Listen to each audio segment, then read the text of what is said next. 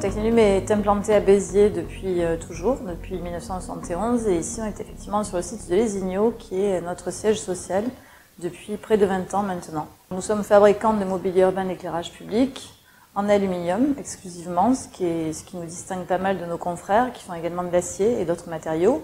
On est également très en accord avec les maîtrises d'œuvre en général, puisqu'on fait des produits de prescription. Donc on est souvent en accompagnement de maîtrises d'œuvre qui sont souvent pluridisciplinaires, du type concepteur lumière, architecte, paysagiste, urbaniste, également bureau d'études, et on accompagne également les collectivités locales.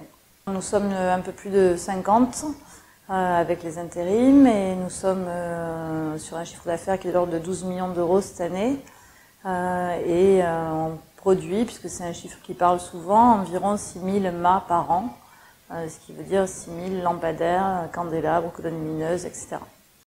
Le métier d'éclairage en général évolue beaucoup.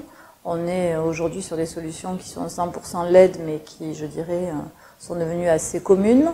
En revanche, on est de plus en plus sur des choses qui sont plus intelligentes. Donc on a des matériels qui sont de plus en plus interconnectés, et donc qui servent les objets de Smart City. C'est une offre chez nous qui s'appelle Smart Insight.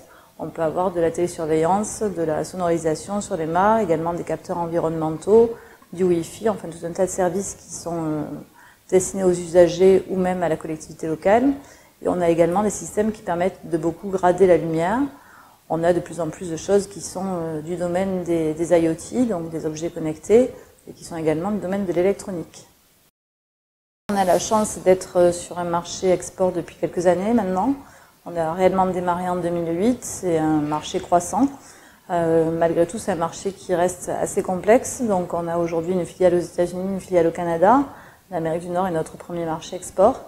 On est également prescrit, et souvent par des maîtrises d'œuvre qui sont internationales. Donc c'est comme ça qu'on est parti initialement sur les premiers marchés, avec des maîtrises d'œuvre qui pouvaient être soit américaines, soit anglaises, soit françaises, et qui nous ont prescrit sur des projets d'envergure à l'international.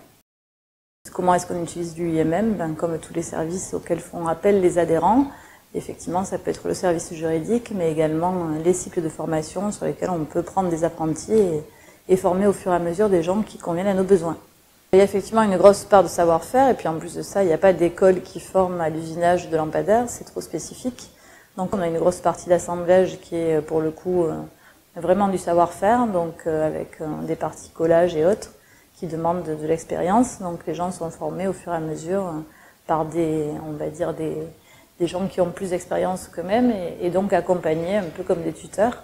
Et effectivement, le but, c'est qu'on forme de plus en plus de gens à nos propres pratiques et à notre propre savoir-faire.